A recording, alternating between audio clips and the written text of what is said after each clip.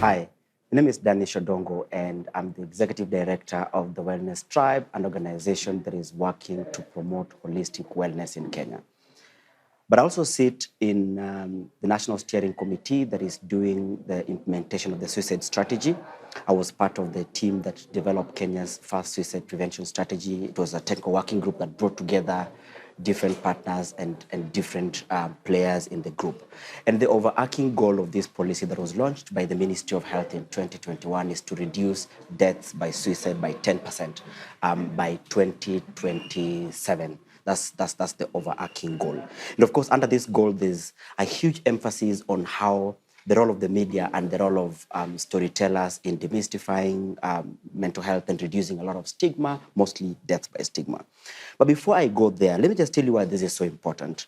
So somewhere in 2021, a doctor died by suicide.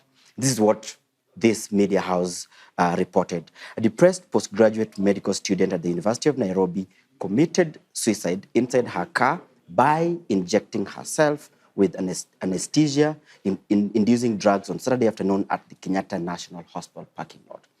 So one, let's start there. That's very problematic because one, it's not the work of a journalist to decide whether somebody is depressed or not. You don't know what led to her death by suicide. Secondly, it's not okay for you to say how this person died by suicide. So here this journalist is mentioning that this lady actually injected herself. And why this is so important is because there are people out here who are overwhelmed with life. So when, as a media house that reaches thousands and thousands, you decide to give such specific details, you might be encouraging copycats, people who are overwhelmed, and they might actually go ahead and do that.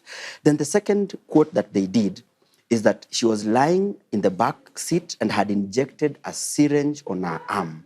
Also found inside the car were vials of 2 drugs that they say, the police said she used to die by suicide. Of course, they go ahead to actually mention the name of those drugs.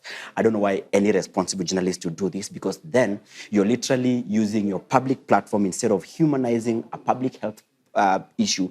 You're actually going ahead to give details to people of what they can use actually to die by suicide.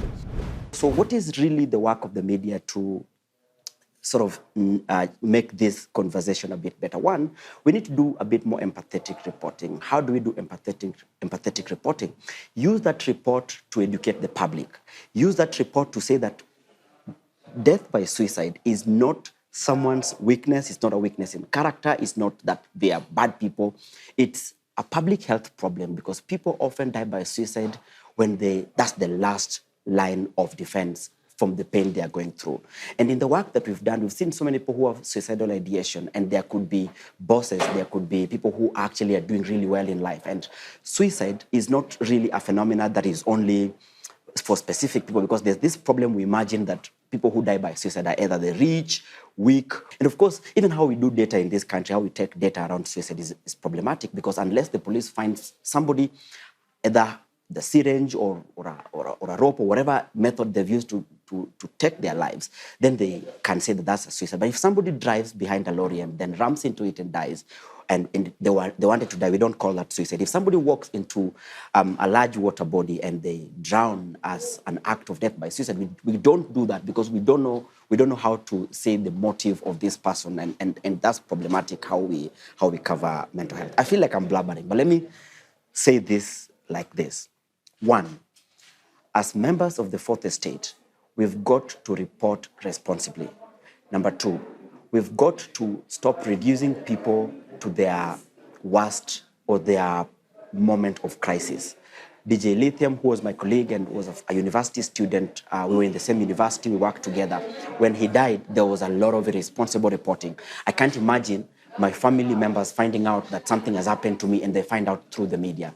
And sometimes we really do a lot of disservice to this people. Now this story online that people daily need to bring down. This story summarizes the life of a 35-year-old doctor who had done amazing work. She was a nice pediatrician. She had so much more about her life. But because of this one story, now all we remember this doctor for is because of this story that Podeli does.